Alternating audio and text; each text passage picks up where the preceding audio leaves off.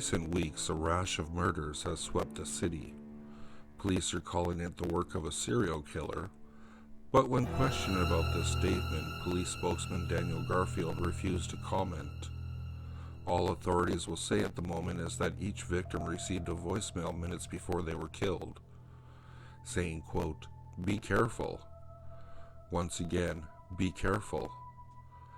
Police are still investigating the events and ask that anyone with any information about these murders contact them immediately. You shut off the TV, sick of bad news for the night. A glance at the clock on the DVR tells you that it's 4 minutes past 3. You sigh. Your wife won't be home for another hour at least. She's been working the night shift all week. Tired of waiting, you crawl into bed and fall asleep, thinking of the recent murders. Don't you have a friend on the police force?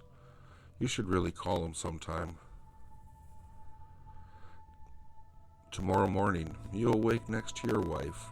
She must have come home sometime last night. Poor thing looks dead tired. You decide to just let her sleep. Getting up and around, you flick on the radio in time to hear, "Murder struck again last night." The same message was found on the voicemail of the latest victim. Police are continuing Off again goes the radio, still raving about that serial killer. You grumble your way to the coffee machine. When the phone starts to ring, you freeze. What if? No, it couldn't be. That kind of thing happens to other people. Nonetheless, your hand shakes as you slightly reach over for the handset. You pick up the phone, your hand shaking even worse now.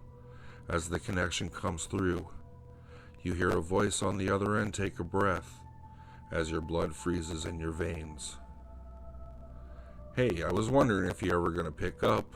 It's Jim, your friend, the one on the police force." You breathe a sigh of relief. Thank God. "Sorry, I was busy," you muttered, feeling ridiculous, not to mention slightly embarrassed for thinking it could possibly be the killer. "Listen, the force gave me the day off, so I was wondering if you wanted to go out for breakfast. Just us guys, like old times. I want to get my mind off these murders. But look, my car's in the shop, so if you could pick me up around in 10 minutes? Sure, you agree. You exchange goodbyes and hang up. It's about a 10-minute drive to his house anyways. So you scribble a hasty note to your wife and head out the door. You get held up in traffic on the way and end up arriving about 15 minutes late. You walk to the front door, mentally preparing an apology as you tap the bell.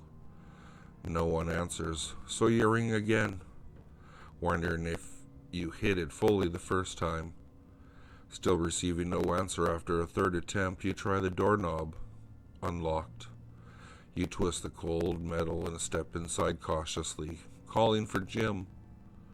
The smell punches you right in the gut. Slightly metallic and sickly sweet. The thick smell seems to be coming from the kitchen. Following your nose, you step into the room. The walls are painted red with what must be blood, and the floors are swimming with the stuff. Jim and his wife lay sprawled out on the floor, their chest, arms, and legs cut to pieces.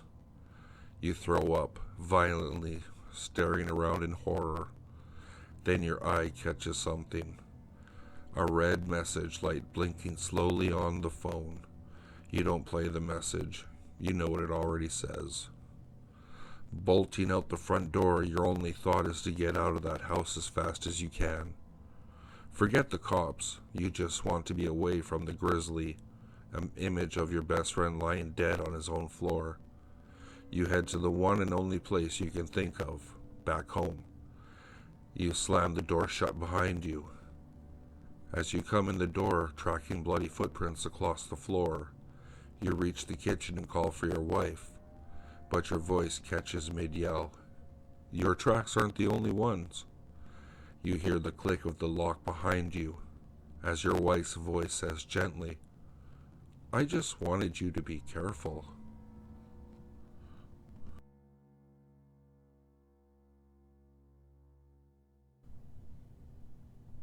Do you hear it? That near silent thump, thump, thump that can be heard when all else is quiet? No? Listen, strain your ears for the slightest sound. Do you hear it now? That is the heart beating in the chest of the Warden. He watches, always he watches, looking for that one moment of weakness, waiting to strike. Do you hear it yet? Don't turn around. If he sees your face, he'll know your fear, then he will strike. Before I go any further, you must know something. The Warden does not exist. The mind is a very curious thing, you see. Two fears grew in your mind just now, the fear of hearing the thumping, and the fear of not hearing it, even though it is there. So in order to protect yourself, you heard something that was not there. What power the mind possesses, that it can create sounds, but it is more than that.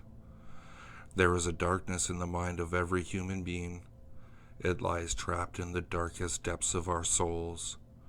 For the most part, the darkness sits, reaching out into your mind, spreading its influence. You've probably heard it, edging you on, telling you to steal, to hurt, to kill. But more than anything else, this darkness, this evil, seeks a shape.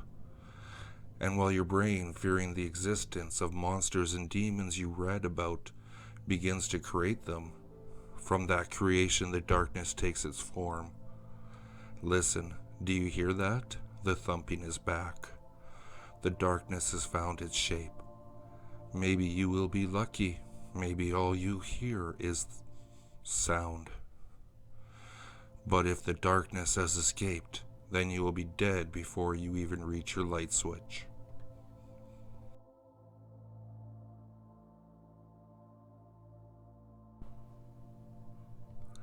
I've never really believed in the supernatural, but lately something very strange has been happening to me. It all started a few weeks ago.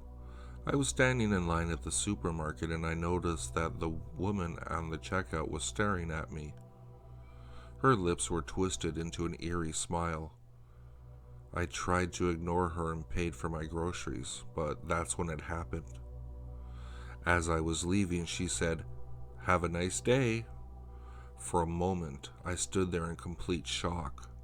I couldn't believe what had just happened. The second time I noticed it, I was walking down the street.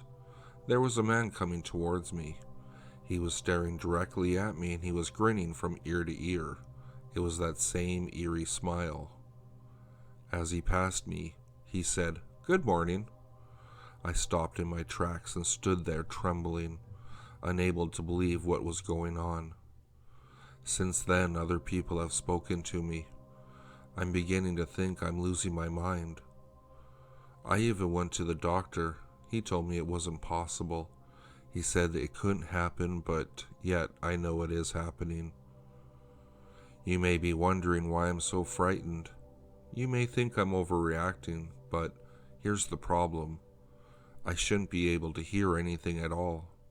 You see, ever since I was born, I've been completely deaf.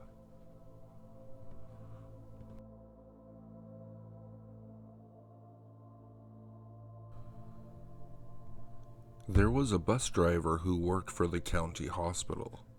One day he was transporting 20 mental patients to the state insane asylum.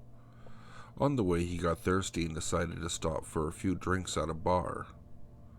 When he got back to his bus, he was shocked to find it empty. The mental patients had somehow managed to get free and all of them had escaped. Worried that he would lose his job, the Crafty Buster driver came up with an idea. He drove the bus downtown and pulled over at the first bus stop he found. He opened the doors and all the people waiting there got on the bus.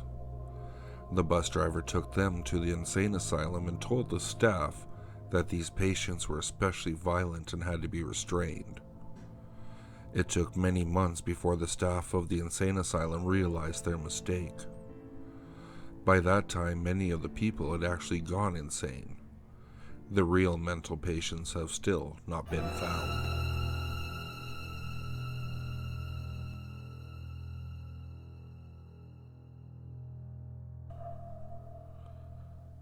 "Have you seen my son?" the frantic mother asked. The old man who lived next door shook his head. The mother knocked on every door on the street. "Have you seen my son?" she asked over and over. None of her neighbors had seen the boy. No one knew where he was. The mother went to the police station and asked the officer behind the desk, "Have you seen my son?" The police organized a search for the missing boy. They got a recent photo of him from his mother and circulated it. They made announcements on the television and radio, asking for information.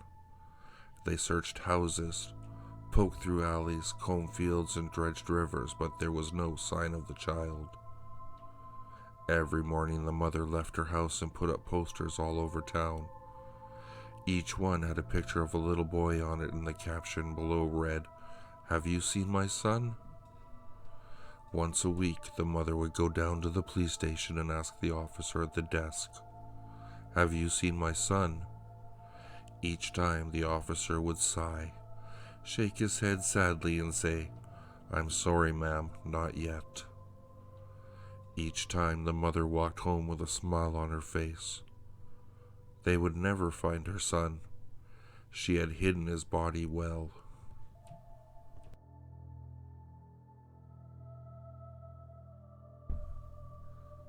In 1984, there lived an old widowed lady by herself in a 2-story house. She was completely immobile and bound to her wheelchair. Ever since the mysterious death of her husband, she required the aid of a carer who would visit her daily to help her with everyday tasks. What made it even more difficult was the fact that 2 floors of the house were only connected by an old staircase inside. When the old lady needed to move between the 2, the carer would have to carry her frail body like an infant up and down the stairs. One day, the police received a call from the widow. There had been a murder. Since police units were scarce at the time, and the murderer had already fled the scene, only one detective was sent out to conduct the initial crime scene report. He arrived to see the carer's body splayed out on the floor with her vocal cords ripped out in a pool of blood on the first level of the house, with the old lady atop the staircase in her wheelchair watching him, still and silently, seemingly in shock.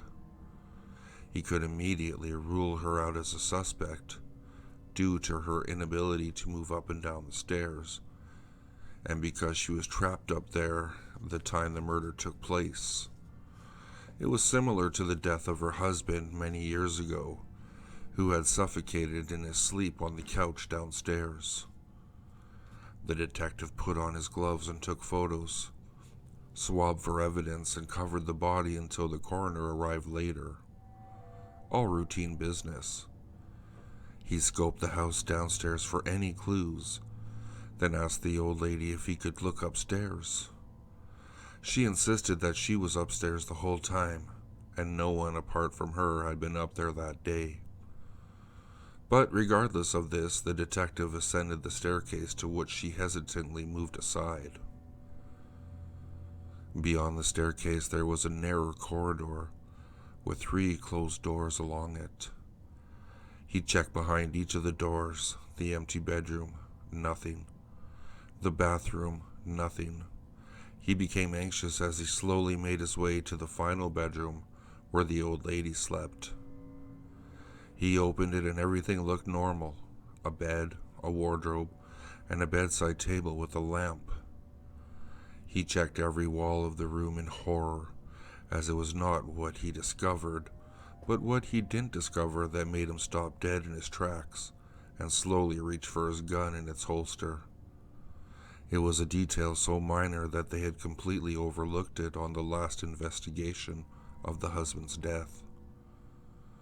There was no phone upstairs. He suddenly heard a noise as he withdrew his gun and rushed out of the room, only to find an empty wheelchair atop the stairs.